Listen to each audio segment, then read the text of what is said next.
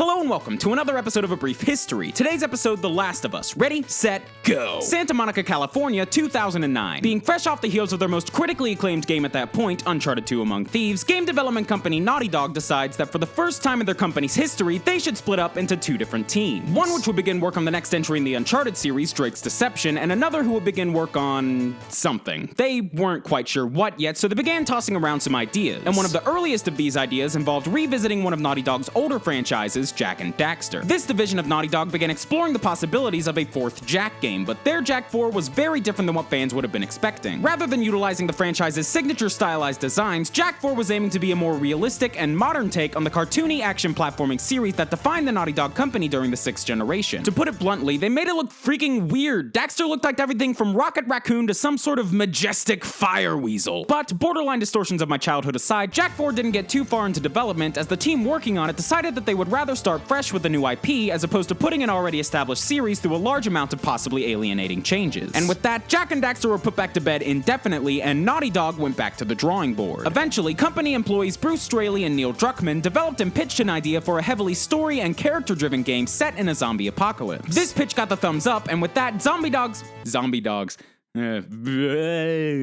bones, cables, just fire hydrants, I don't know. This pitch got the thumbs up, and with that, Naughty Dog's zombie game was a go, with Bruce Straley acting as the game's director and Neil Druckmann acting as the game's creative director. Skip forward a few years to the 2011 Video Game Awards, where Naughty Dog's new project is finally announced to the gaming public under the name The Last of Us. The trailer announcing The Last of Us depicted some of the most impressively realistic graphics and animation ever put on the PlayStation 3, as well as some really solid acting and atmosphere, all of which helped generate a large amount of hype for the game, making it one of the most highly anticipated titles of its time. Anticipation that was officially laid to rest when The Last of Us was finally released on June 14th, 2013 for the PlayStation 3. In this game, we find an everyman named Joel, played by Troy Baker, who was living out a normal life with his daughter Sarah when suddenly, the apocalypse happens. A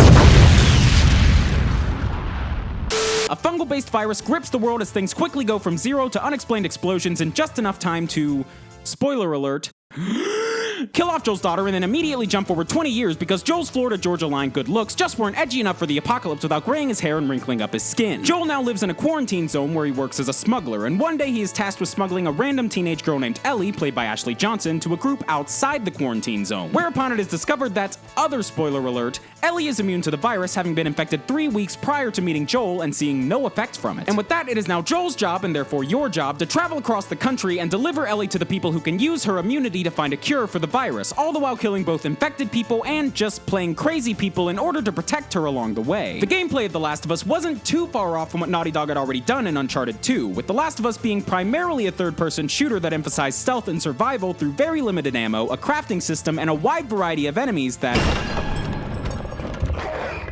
I just think I'm gonna leave now. So the mechanics of The Last of Us weren't really anything new or groundbreaking, but it was the refinement of these mechanics mixed with the game's hugely explorable levels, gripping story, relatable characters, and nearly photorealistic graphics and animations that helped to make The Last of Us stand out. And stand out it did in spades, for The Last of Us released to universal acclaim, seeing perfect 10 out of 10 scores from a wide majority of critics and going on to receive over 240 Game of the Year awards. The game was also a major financial success, selling over 1.3 million units within the first week of its release, with that number growing to over 7 million units sold by August of 2014. And of course, in today's industry, with great success comes great, large amounts of DLC. Following the game's release, The Last of Us saw its fair share of downloadable content, although the majority of substantial new content mainly revolved around the game's multiplayer modes. That is, until February 14th, 2014, when Naughty Dog released Left Behind, a short, downloadable prequel chapter to The Last of Us depicting the day Ellie got infected. This extra chapter's gameplay, performance, and graphical prowess were all on par with the main game of The Last of Us, earning Left Behind its own wealth of critical acclaim. So by this point, The Last of Us had become one of the highest-selling games ever released on the PlayStation 3. However, only a few months following the game's initial debut, Sony released their highly anticipated next-gen console, the PlayStation 4. And with a whole new console generation beginning, not to mention one that lacked backwards compatibility, Naughty Dog were prepared to keep the Last of Us train going strong, announcing The Last of Us Remastered. Released for the PlayStation 4 on July 29th, 2014, The Last of Us Remastered was an enhanced port of both the original game and the Left Behind DLC that boasted more detailed graphics, greater draw distance, a higher resolution and frame rate, and more. And much like the original, The Last of Us Remastered was incredibly incredibly well received, now being seen as arguably the quintessential version of the game. But throughout all of this, the Last of Us franchise still only had that one game, expansions and remasterings included. And for the time being, no one really seems to be sure if there will be a follow-up to The Last of Us. Neil Druckmann described the likeliness of a sequel to be about 50-50, and later revealed that a small team at Naughty Dog had begun exploring ideas for A Last of Us 2, but were ultimately forced to shelve the project and shift gears towards Uncharted 4: A Thief's End, which seems to be the only publicly known project that Naughty Dog is working on right now, so I guess we'll just have to wait. Ideally by playing Uncharted 4 in the meantime, because that game looks freaking amazing. Anyway, outside of the gaming world, The Last of Us has gone on to inspire a small handful of spin-off adaptations. Starting between April and July of 2013, when Dark Horse Comics released The Last of Us: American Dreams, a 4-issue comic book miniseries created by Neil Druckmann, Faith Erin Hicks, and Rachel Rosenberg, which delves even further into the life of Ellie prior to the events of the main game. And then later, on March 6, 2014, it was announced that Druckmann would be teaming up with filmmaker Sam Raimi and the film production company Screen Gems to adapt The Last of Us into a full-fledged feature film, with Druckmann writing the screenplay and Raimi on board to produce. And yeah, that's literally all the information we have on the film. So...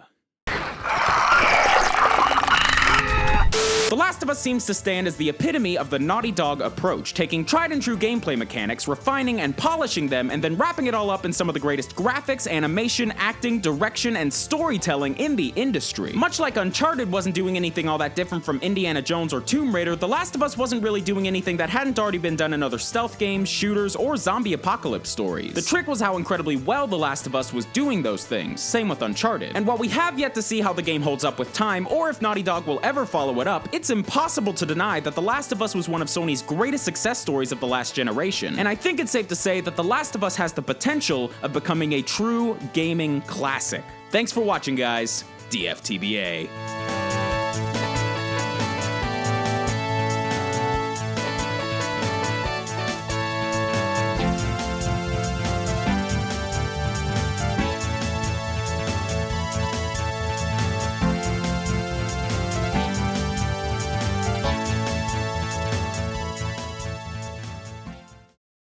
Anticipation that was officially laid to rest when The Last of Us was finally released on June 14, 2013 for the PlayStation 3. Suck it, Caddy.